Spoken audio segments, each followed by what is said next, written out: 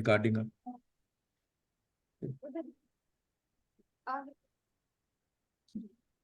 तो चले ठीक है। ठीक है। अच्छा तो एक सेकंड, आपको स्क्रीन भी नजर आ रही है ना मुझे ये साइड पे थोड़ा सा। आप लोगों को ये स्क्रीन नजर आ रही है ना उधर प्रोजेक्टर पे? जी सर, आ रही है क्रिटिकल थिंकिंग। या सही। ठीक, तो आज हम क्रिटिकल थिंकिंग के ऊपर बात करेंगे। और क्रिटिकल थिंकिंग जैसे आपको इसके नाम से पता चल रहा है, मतलब इसका मतलब है कि तनकीदी सोच या किसी चीज़ को तनकीदी नज़र से देखना। कि जैसे आप जो है वो कोई नावल पढ़ते हैं लिटरेचर में, या कोई बुक पढ़ते हैं, तो आपको अक्सर आपके जो टीचर्स हैं जो टीचर लिटरेचर के, वो ये कहते हैं कि इसका क्रिटिकल एनालिसिस करें।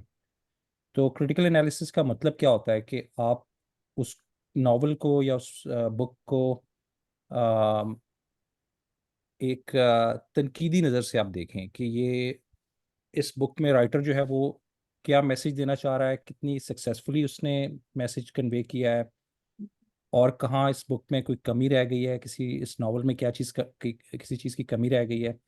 तो एक तो बुक पढ़ने का या नावल पढ़ने का एक तरीका ये होता है कि आप उसको एज ए रीडर पढ़ते हैं उसको, सिर्फ उससे महजूज होने के लिए, उसे इंजॉय करने के लिए उसको एज ए स्टोरी पढ़ते हैं। लेकिन लिटरेचर के जो स्टूडेंट्स होते हैं वो उसको देखते हैं, हर एंगल से देखते हैं कि यहाँ पर राइटर जो है वो क्या मैसेज कन्वे करना चाह रहा था, या कहाँ पर इस बुक में कोई कमी बेशी रह गई है। तो आप उसको ना एक तनकीदी नज़र से उसको देखते हैं उस बुक को।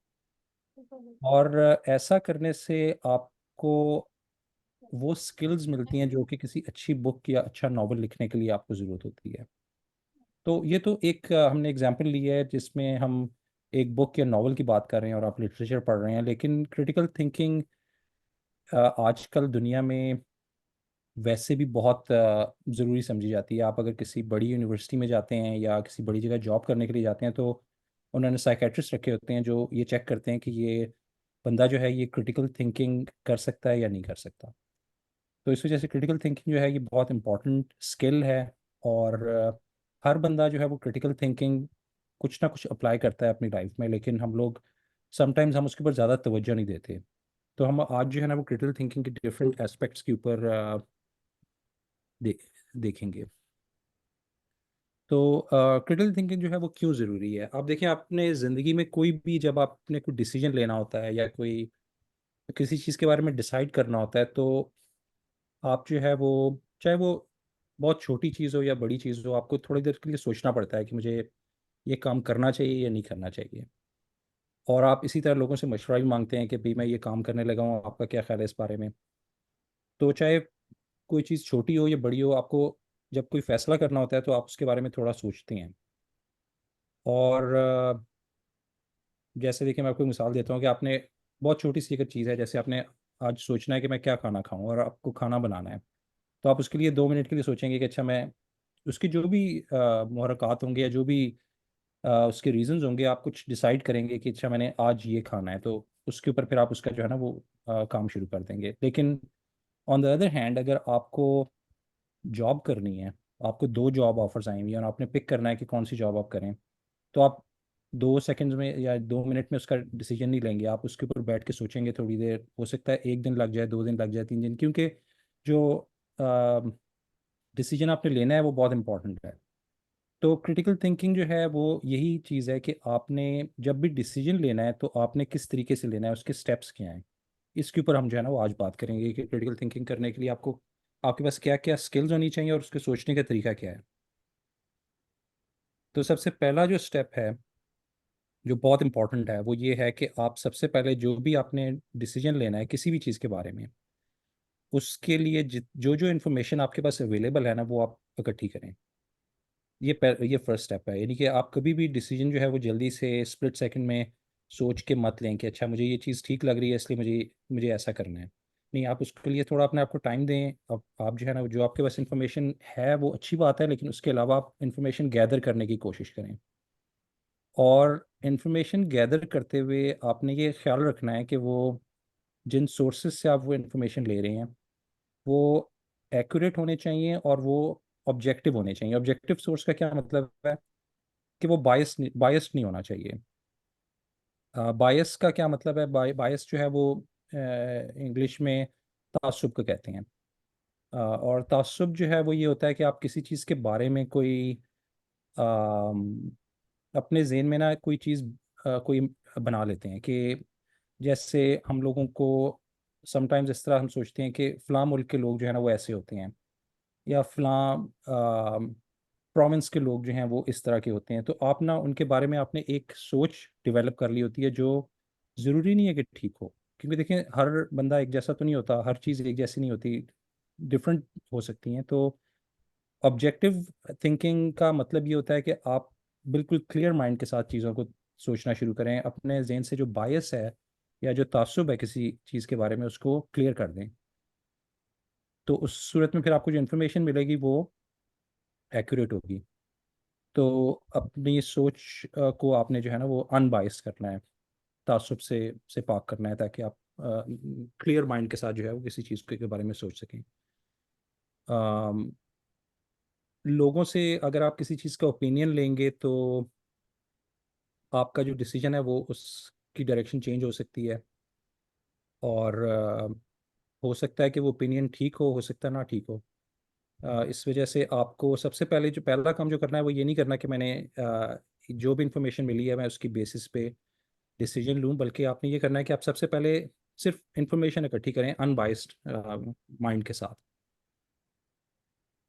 अच्छा सॉरी आदिल साहब, एक जी चीज, अगर आप मतलब हर स्लाइड के साथ इन बच्चों से पूछ भी लें, उनको कोई अगर क्वेश्चन है तो इफ दे हाँ वांट जी, टू। मैं बीच में पूछूंगा अभी। सही सही। बस क्योंकि थोड़ा सा इंट्रोडक्शन दे रहा हूँ इस वजह से मैं ज़्यादा क्वेश्चन नहीं कर रहा था, लेकिन मैं बीच में भी अभी जो है ना वो क्वेश्चंस पूछूंगा, और ये भी पूछूंगा कि उनको कोई चीज़ समझ ना आई हो तो वो ये पूछ सकते हैं। बल्कि बच्चों आप लोगों के लिए है कि आपको कोई भी चीज़ अगर किसी भी पॉइंट पे नहीं समझ आती वहाँ पर आप, मेरे ख्याल से इसमें हाथ रेज करने का भी शायद होती है ऑप्शन, हम्म। इस तरह भी कर सकते हैं या वैसे आप बोल के भी कर सकते हैं। अम, तो इस स्लाइड के ऊपर भी वही बात हम कर रहे हैं जो बायस की मैंने बात की या तासुब की बात की, कि आपको लोगों से जो इन्फॉर्मेशन मिलती है वो सब्जेक्टिव नहीं होनी चाहिए, वो ऑब्जेक्टिव होनी चाहिए, मीनिंग कि वो रियलिटी के ऊपर बेस करनी चाहिए, ना कि वो किसी बंदे के अपने ओपिनियन की बेस पे हो। अम, और एक और बहुत इंपॉर्टेंट चीज़ जो है वो कॉज और कोरिलेशन है, जो कि आपको समझना बहुत ज़रूरी है ऑब्जेक्टिव या क्रिटिकल थिंकिंग के लिए। कॉज और कोरिलेशन का फ़र्क जो है ना ये आपको पता होना चाहिए। तो पहले तो मैं आपको सबसे पहले कॉज और कोरिलेशन का थोड़ा सा फ़र्क समझा देता हूँ कि क्या है। कॉज का मतलब होता है किसी चीज़ की वजह, और कोरिलेशन का मतलब होता है किसी चीज़ का किसी दूसरी चीज़ के साथ ताल्लुक क्या है। समटाइम्स ऐसा होता है कि हम लोग अ, कुछ चीज़ों को ना कोरिलेट कर लेते हैं, और हम समझते हैं कि ये एक्चुअली ये कॉज है। मैं आपको उसकी एग्जांपल देता हूँ। देखिए जैसे फ़र्ज़ करें कि कोई बच्चा जो है वो सुबह एग्ज़ाम के लिए जाता है और उससे पहले वो आइसक्रीम खा के जाता है, और उसका एग्ज़ाम बहुत अच्छा हो जाता है। तो उसके बाद वो सोचता है कि मैं ना अब दोबारा भी यही करूँगा, क्योंकि लगता है कि आइसक्रीम खाने से जो है ना मुझे मेरा पेपर जो है वो एग्ज़ाम जो है वो ज़्यादा अच्छा हो जाता है।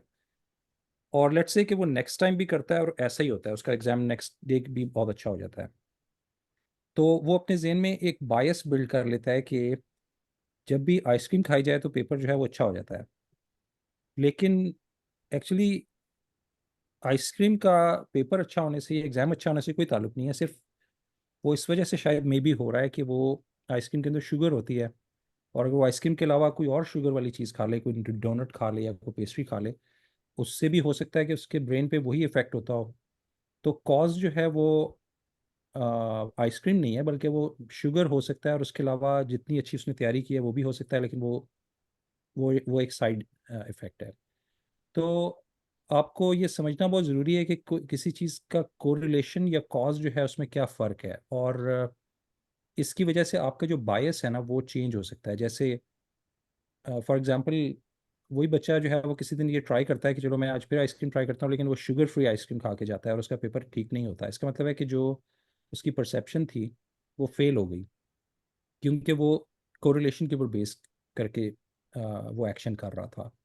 वो एक्चुअल कॉज को नहीं समझ रहा था कि किस वजह से मेरा एग्ज़ाम जो है वो ठीक हो रहा है। तो ये एक सिंपल सी एग्जांपल है बायस की, या कॉज और कोरिलेशन को ना समझने की। इसी तरह एक और एग्जांपल ये है कि आपका एक दोस्त जो है वो फ़ोन ख़रीदता है, और वो उसका एक बुरा एक्सपीरियंस होता है। मोटरोला का फ़ोन उसने लिया लेट्स से, और वो फ़ोन जो है वो अगले दिन ख़राब हो गया। तो उसने कहा कि मोटरोला के फ़ोन बहुत ख़राब होते हैं, वो ज़्यादा चलते नहीं, एक दिन में ख़राब हो सकते हैं। अ, अब अगर आप जो है वो उसकी बात को सुन के उसको एज इट इज़ एक्सेप्ट कर लेंगे कि हाँ, जो ये कह रहा है इसके साथ अगर बुरा हुआ है तो इसका मतलब है कि मोटरोला के फ़ोन बुरे ही होते हैं। तो ये एक बायस की एग्जांपल है कि आपने किसी एक ओपिनियन के ऊपर जो है ना अपना बायस जो है वो इस्टेब्लिश कर लिया, और उसकी बेसिस पे आप डिसीजन लेना शुरू हो गए हैं। तो बायस जो है वो ओवरऑल जो है ना एक नेगेटिव चीज़ है। किसी भी चीज़ के बारे में बिल्ड करना, चाहे वो किसी की अफवाह सुन के हो या किसी की बात सुन के हो, आपको अपना एनालिसिस करना जो है ना वो बहुत ज़रूरी है किसी भी चीज़ के लिए। आप जो भी डिसीजन लेने जा रहे हैं, किसी चीज़ के बारे में कुछ जानना चाह रहे हैं, आप अपनी रिसर्च करें, और वो रिसर्च अनबायस्ड होनी चाहिए। अनबायस्ड मैं इसलिए बार बार कह रहा हूँ क्योंकि आजकल जो हम लोगों के पास चीज़ें हैं जो हम यूज़ करते हैं आमतौर पे, वो कंप्यूटर है।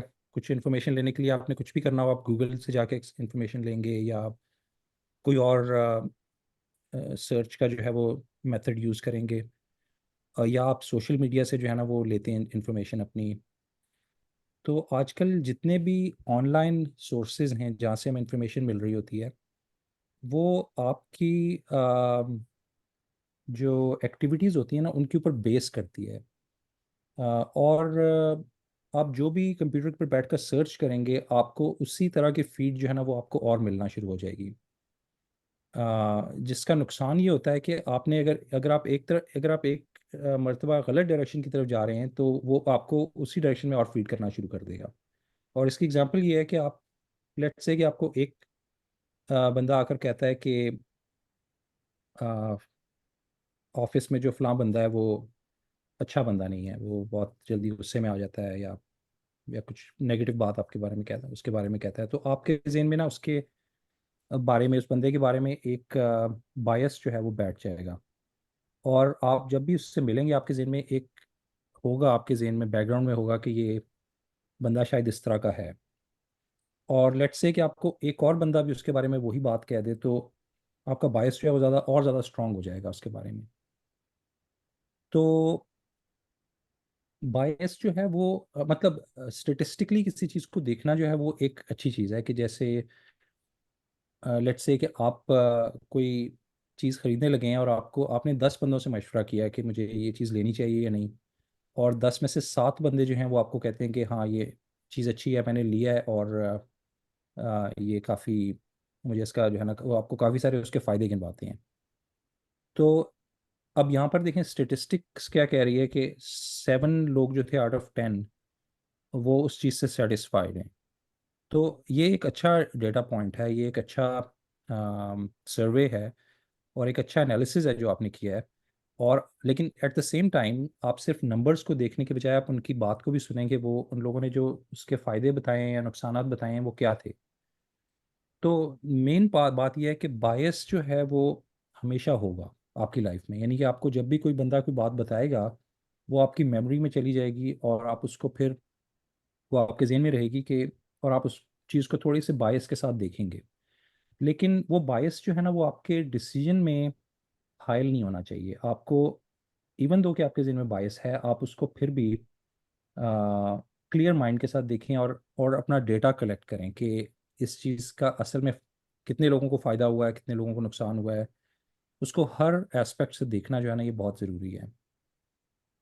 तो अब मैं आपसे वैसे ही क्वेश्चन पूछूंगा कि ये सारी बात सुनने के बाद आपके जहन में कोई एग्जाम्पल आई है कि आप लोगों को अपनी लाइफ में कोई फील हुआ हो कि कभी आपने एक्सपीरियंस किया हो कि बायस जो है उसकी वजह से आपको अपना डिसीजन जो है वो चेंज करना पड़ा हो, या आपको बाद में पता चला हो कि वो डिसीजन ठीक नहीं था,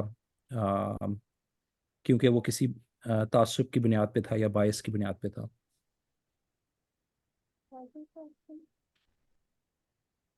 जी बेटा, आपकी आवाज़ जो है वो बहुत हल्की आ रही है मुझे। Mariam, first year, no question, no question sir. अच्छा जी, ठीक है। लेकिन आप लोगों को अभी तक ये बात समझ में आई है? कुछ कोई ऐसा क्वेश्चन तो नहीं है जो आपको क्लियर ना हो? जी क्लियर है सारा जो सर ने समझाया। ऊंची आवाज में गाने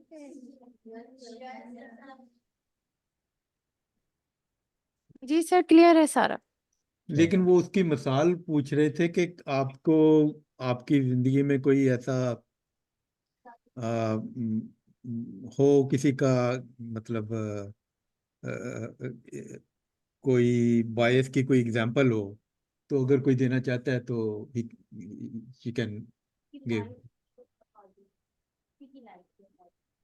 किसी की लाइफ या अपनी लाइफ, हालांकि लाइफ तो भरी पड़ी है इस चीज से, राइट। और ऐसा होता है। कोई नहीं आपके जहन में आ रहा? कोई भी नहीं आ रहा? क्लास फेलोज के हवाले से हो जाता क्लास, है। राइट, किसी क्लास वालों ने कहा कि ये वाले 10 क्वेश्चन कर लो, यही आएंगे, राइट, तो आप वो 10 क्वेश्चन करके तो पेपर में चले गए, राइट। बताया और आपने उस चीज को हम्म। दिमाग में डाल दिया कि ये तो ऐसा ही है। और फिर आप आपने फिर उससे उसी नजरिए से देखना स्टार्ट कर दिया। जैसा कि सर बता रहे हैं बच्चे कि ये वाला 10 क्वेश्चन कर लें, ये पेपर में आ जाएंगे, तो आपने सिर्फ वही 10 वाले कर लिए। होता है ऐसे। होता है ऐसे? इससे रिलेटेड कोई जहन में आ रहा हो? No question sir. ठीक है। वैसे मेरे ज़हन में अभी एक बहुत इंटरेस्टिंग एग्जांपल आई है।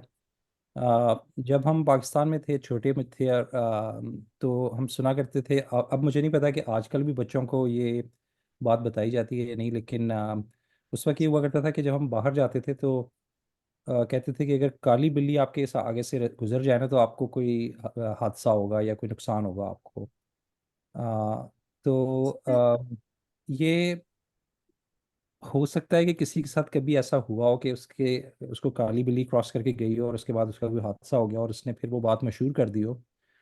लेकिन एक्चुअली अब होता ही है कि जो लोग इस बात पे बिलीव करते हैं ना, आ, वो जब ऐसा हो जाता है तो उसके बाद वो ना चीज़ों को बहुत एक्स्ट्रा मोहतात होकर देखना शुरू कर देते हैं कि जी कहीं कुछ नुकसान ना हो जाए मुझे। और फिर उसको जो हर छोटी चीज़ उसको दिन में होती नजर आती है, वो उसको उससे रिलेट करता है। यानी कि वो जो कोरिलेशन वाली मैं बात कर रहा था ना, कि वो उसको गलत गलत एक चीज़ के साथ कोरिलेट करना शुरू हो जाते हैं, और वो एक बायस को जो है ना वो जन्म देता है। जी तो सर। तो ये चीज़ जो है ना कि आप किसी गलत चीज़ को गलत चीज़ से दूसरी चीज़ से कोरिलेट ना करें। आप उसकी कोई लॉजिकल रीजनिंग ढूंढें कि ये चीज़ वाकई इस बात से रिलेटेड हो सकती है या नहीं। और अगर जैसे नहीं हो सकती तो आप अपने जहन को क्लियर कर लें उससे कि नहीं, ये ऐसा नहीं हो सकता मुझे। जैसे ये और कहते हैं कि ग्लास टूट गया या दूध उबल गया तो बिल्कुल घर में होगा, कहाँ से कोई चीज नीचे गिर गई, तो वो कभी हो जाता है, लेकिन लोग फिर वो दिमाग में डाल लेते हैं कि हाँ, ये चीज इससे हुई है, ये बिल्कुल सही चीज बात। हमारे साथ बुरी सी चीज के साथ हुई है। हाँ जी, इस वजह से ऐसे तो बच्चे ऐसे तो होंगे, काली बिल्ली वाला तो जरूर होगा। जी सर, एक ये वाला तो कह रहे हैं बच्चे के है, ऐसा तो है। और इसके अलावा एक और भी है कि अगर कौवा जो है वो बोल रहा है तो फिर आप कहते हैं कि मेहमान आएंगे आज। हाँ मेहमान। दिन किस किस के में यहाँ दिन मेहमान में आते हैं? कोई मेहमान हैंड तो रेस आता ही करें। है। कभी कभी आ जाते हैं। किसके यहाँ मेहमान आते हैं? फातिमा के यहाँ सर मेहमान आ जाते हैं। वो जो कभी तो कभी आते हैं लेकिन जरा आप कभी नोट ये करें ना कि बेटा आप नोट करें, फातिमा आप जो है ना ये नोट करें कि कभी अगर कौवा नहीं भी बोला तब भी कोई आता है या नहीं। आप नोट करेंगे कि वैसे भी आ जाता है, लेकिन चूंकि कौवा बोला था तो आपने उसको उससे कोरिलेट कर लिया कि आ, मेहमान आया इसी वजह से आया क्योंकि कौवा बोल रहा था। तो ये एक एग्जांपल है कोरिलेशन की, जो कि हम अक्सर एसोसिएट कर लेते हैं किसी चीज़ के साथ और वो उसका असल कॉज वो नहीं होता। जी सर। ठीक है, अच्छा अब हम आगे चलते हैं। एक सेकंड। अम, हाँ, ये बहुत इंपॉर्टेंट बात है। देखिए आजकल आपको पता है लोग कंप्यूटर यूज़ करना शुरू हो गए हैं, और आजकल लोग ये कहते हैं कि अब लिखने की ज़रूरत नहीं है, आप टाइप करना सीख लें। अब जो बाहर रिसर्च हो रही है ना, वो दोबारा से ये कह रही है कि राइट डाउन करना जो है ना चीज़ों को फिजिकली, ये बहुत ज़रूरी है। जी सर। क्योंकि जब आप किसी चीज़ को अपने पेन से लिखते हैं ना, तो हम्म। आपकी जो आपका जो ब्रेन है ना, वो उसको उस थॉट प्रोसेस को फॉलो करता है।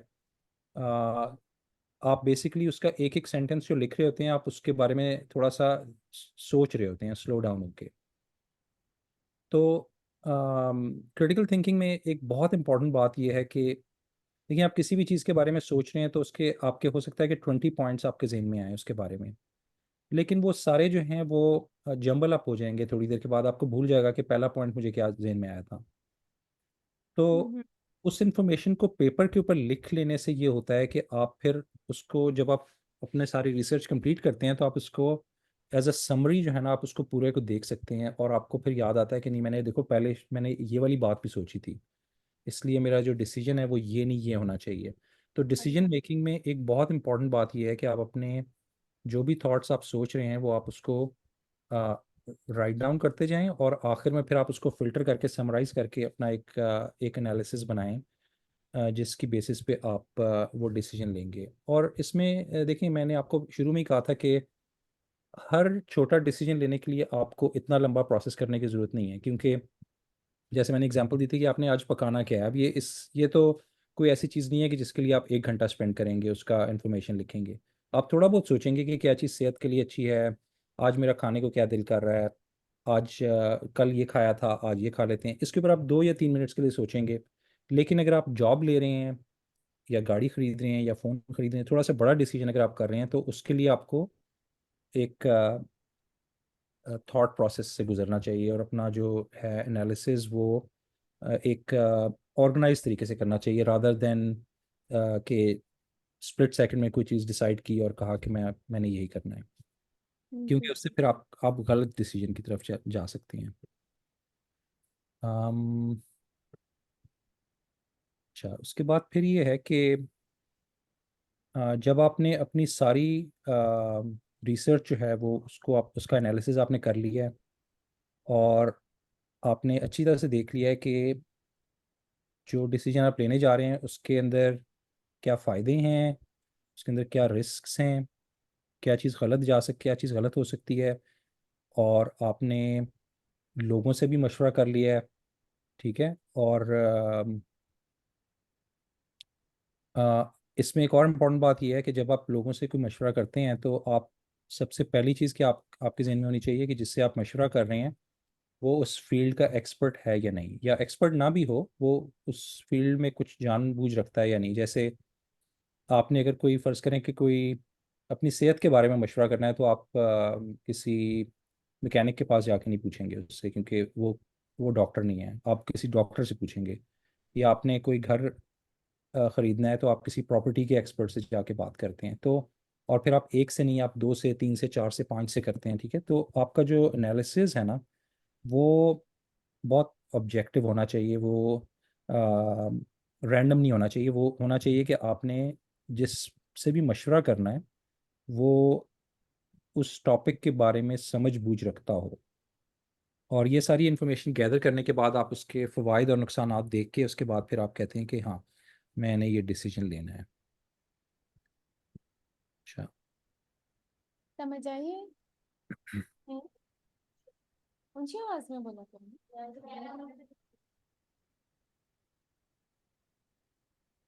ठीक है। तो उसके बाद फिर ये बात है कि जब आपने डिसीजन ले लिया है, कि आपने सोच लिया कि ठीक है मैंने ये डिसीजन लेना है, क्योंकि आप सारा प्रोसेस किस लिए कर रहे थे, क्योंकि आपने कुछ डिसाइड करना था। अब आपने डिसीजन अपनी जो एनालिसिस अपनी रिसर्च की बेसिस पे आपने ना एक सोच लिया कि मुझे ये करना चाहिए क्योंकि मुझे इसमें फ़ायदा ज़्यादा नज़र आ रहा है, नुकसान कम नज़र आ रहा है। फिर आपने जो करना है ना वो आप बहुत कॉन्फिडेंटली करें, फिर आप डरे नहीं कि देखो मुझे अगर इसमें नुकसान हो गया तो क्या होगा। नहीं, आपको फिर जो भी आपने डिसीजन लिया है वो आपको उसको सही समझ के उसको करना होगा। और हो सकता है कि वो डिसीजन बाद में गलत साबित हो जाए, ये भी पॉसिबल है ना। देखिए आपने 2 जॉब्स ले रहे थे, आपने सोचा कि ये जॉब मुझे ज़्यादा फ़ायदेमंद नज़र आ रही है, आपने वो जॉब ले ली, और 1 साल के बाद वो जॉब ख़त्म हो गई। अब वो जो फ्यूचर है वो तो किसी ने नहीं देखा।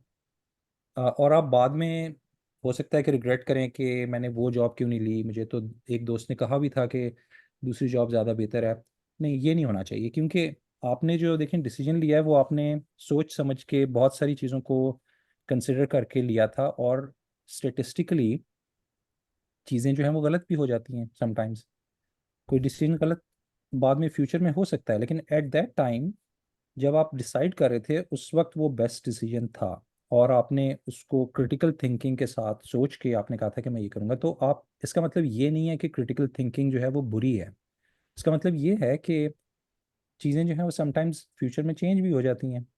तो इसलिए कोई उसके ऊपर रिग्रेट आपको नहीं होना चाहिए, क्योंकि आपने अपनी तरफ से सही प्रोसेस फॉलो किया, और आखिर में उसका रिजल्ट ठीक निकला या बुरा निकला, वो एक उसके रिजल्ट को जो है वो आप एज अ लर्निंग टूल तो यूज़ कर सकते हैं। जैसे आप ये कह सकते हैं कि व्हाट वेंट रॉन्ग, यानी कि आप ये कहें कि क्यों ऐसा हुआ, तो उसका फिर आपको आंसर मिल जाएगा कि उस टाइम पे जो है वो कंपनी बिल्कुल ठीक जा रही थी, तो मेरा डिसीजन जो है वो गलत नहीं था, वो मैंने बिल्कुल ठीक डिसीजन लिया था, लेकिन बाद में ऐसा हो गया। या ये हो सकता है कि उस वक्त मुझे पूरी तरह से पता नहीं चला कि कंपनी ठीक नहीं जा रही। तो ये एक लर्निंग एक्सपीरियंस है कि अच्छा, मैंने, हो सकता है मैंने इनफ लोगों से पूछा नहीं था जिन्होंने, जो मुझे बता सकते हैं कि कंपनी जो है वो गलत डायरेक्शन में जा रही है और वो फ्लॉप हो सकती है। तो ये जो आपका जो आखिर में आउटकम होती है ना, वो आपके लिए एक लर्निंग एक्सपीरियंस के तौर पे होनी चाहिए, ना कि आप उसके ऊपर रिग्रेट करें कि मैंने जो डिसीजन लिया था वो गलत है। क्योंकि देखें, रिग्रेट करने का कोई फ़ायदा नहीं होता पीछे देख के। अगर आप अपनी नुकसान से अगर कुछ लर्न कर लें तो आपको फ़ायदा हो जाएगा, और अगर आप लर्न नहीं करेंगे तो आपको मायूसी होगी और उसका कोई फ़ायदा नहीं होगा। तो पॉजिटिव अप्रोच ये होती है कि अगर कुछ नुकसान हो भी जाए तो आपने उसको as a learning tool, as a learning example के तौर पे उसको देखना है कि क्यों ऐसा हुआ है, और क्या मैं इसको अवॉइड कर सकता था क्या नहीं।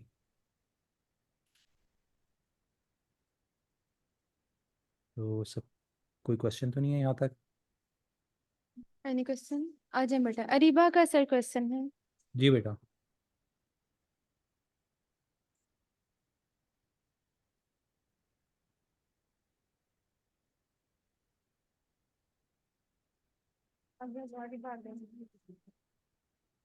Assalamu alaikum, sir. वालेकुम सलाम बेटा। How are you? I am good, how about you? Fine. My name is Siba from first year. So my question is that one day Sir Sadiq told us that never follow any wrong thing. If you follow anything, so first of all, you clear in your mind that this thing is best for you. If if you want this thing, if you want to do this thing, so if you want to do this thing, don't feel shy. It's mean कि अगर आपको कोई कुछ बता रहा है तो आपके जहन में कोई सवाल, कोई ऐसा क्वेश्चन, या आपके जहन में कोई किसी को लेकर कुछ बात हो, तो आप फौरन जो समझा रहा है उससे बात करें, क्योंकि perhaps it may wrong, but don't feel shy, practice makes man perfect. Thank you. You are absolutely right, you are absolutely right. ये बात बिल्कुल ठीक किया बेटा आपने। अरीबा इधर ही रुके हैं। आपने बिल्कुल ठीक बात की है कि you don't have to be, you don't have to hesitate to ask any questions, क्योंकि अगर आप क्वेश्चन नहीं पूछेंगे तो आपके जहन में जो डाउट्स होंगे वो क्लियर नहीं होंगे। और आमतौर पे ऐसा होता है कि आपने जो भी बात की ना, इससे मेरे जहन में एक एक एक एक पॉइंट आया है कि एक चीज़ होती है जिसको यहाँ पर पीयर प्रेशर कहते हैं। पीयर प्रेशर ये होता है कि आप के दोस्त जो हैं वो, उनकी वजह से आप कोई बात जो आपको ठीक करनी चाहिए वो आप नहीं करते, कि मेरे दोस्त क्या कहेंगे, अगर मैंने ये क्वेश्चन पूछा तो मेरे दोस्त हंसेंगे या क्या कहेंगे वो, या वो अगर कोई काम कर रहे हैं तो आप just because they are doing it, आप समझते हैं कि मुझे भी वो काम करना चाहिए।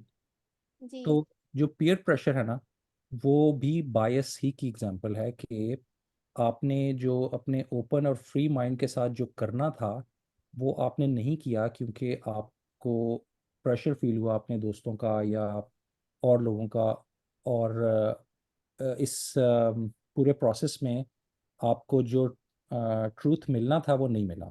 जो चीज़ आपको पता चलनी चाहिए थी, एक इंफॉर्मेशन आपको मिलनी चाहिए थी, वो आपको नहीं मिली। तो वो आपके डिसीजन को अफेक्ट करेगी। तो ये आपने बहुत अच्छी बात कही है कि आपको के ज़हन में जो भी डाउट हो वो आपको बिल्कुल बिला झिझक पूछना चाहिए और उसको अपने माइंड को क्लियर करना चाहिए, क्योंकि क्रिटिकल थिंकिंग में क्लियर माइंड जो है, that's the most important thing. Thank you, sir. Thank you बेटा। Any questions, students? No, sir. No more questions, sir. Okay.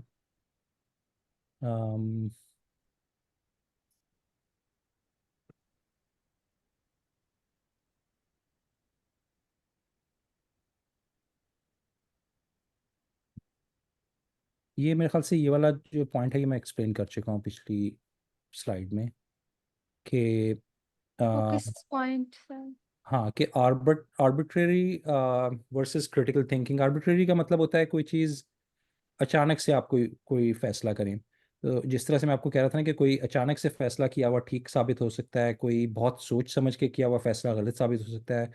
It doesn't mean कि जो क्रिटिकल थिंकिंग के ज़रिए जो फैसला किया है वो गलत था। नहीं, वो गलत नहीं था।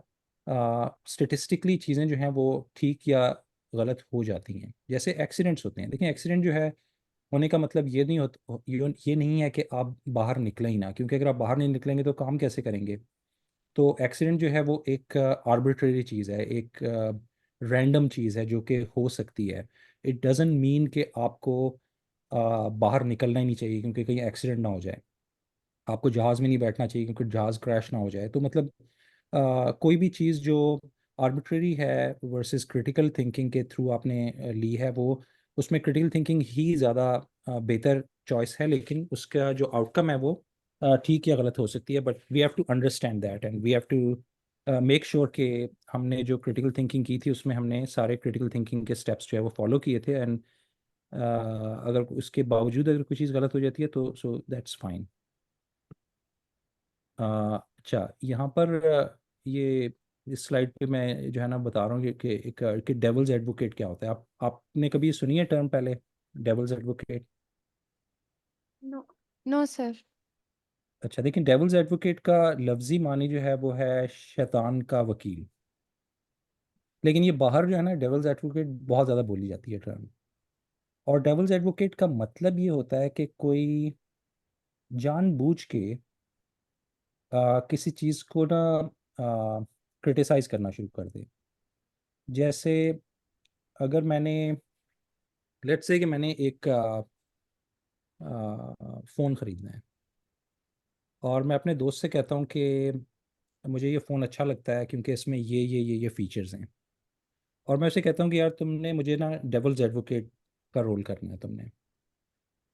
तो डेविल्स एडवोकेट का रोल क्या होता है कि वो उस फ़ोन में ना मुझे खामियां निकाल के बताए। यानी कि वो इवन दो कि वो इस चीज़ पे बिलीव नहीं करता कि वो फ़ोन बुरा है, लेकिन वो उसकी बुराइयां ढूंढने की कोशिश करेगा और मुझे कहेगा कि देखो इस फ़ोन में ये चीज़ जो है ना ये ठीक नहीं है, इस फ़ोन में ये फीचर नहीं है, इस फ़ोन। तो उससे होता क्या है कि जब कोई डेविल्स एडवोकेट का रोल प्ले करता है तो वो आपको ना उसकी दूसरी साइड जो है ना वो बताने की कोशिश कर रहा होता है। Negative side, sir. हाँ बिल्कुल, उसकी नेगेटिव साइड बताने की कोशिश करता है। और इट डजेंट मीन कि वो चीज़ नेगेटिव हो गई है, बल्कि इसका फ़ायदा ये होता है कि आपको ना दोनों साइड्स उसकी पता चलती हैं।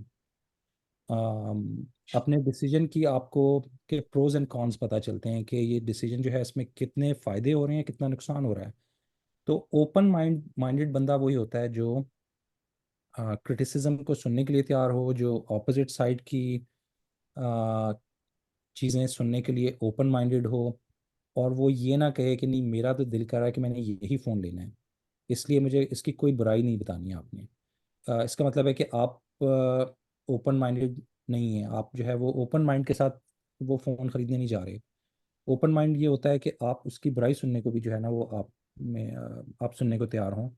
तो डेविल्स एडवोकेट जो है वो रोल है जो कोई प्ले करता है किसी चीज़ को जानबूझ के उसके अगेंस्ट बोलने के लिए। नहीं कि इन रियलिटी वो उसको अपोज नहीं करता, लेकिन वो just for the time being वो उसको अपोज करने की कोशिश करता है, ताकि आपको ना उसके प्रोज एंड कॉन्स पता चलेंगे, क्या कितने फ़ायदे हैं इसके, कितने नुकसान आते हैं। आदिल साहब, मेरा टाइम खत्म हो रहा है इसका मीटिंग का, तो हम दोबारा लॉग इन कर लेते हैं, राइट, यहाँ पे कट कर। अच्छा, ओके। दोबारा लॉगिन करूँगा।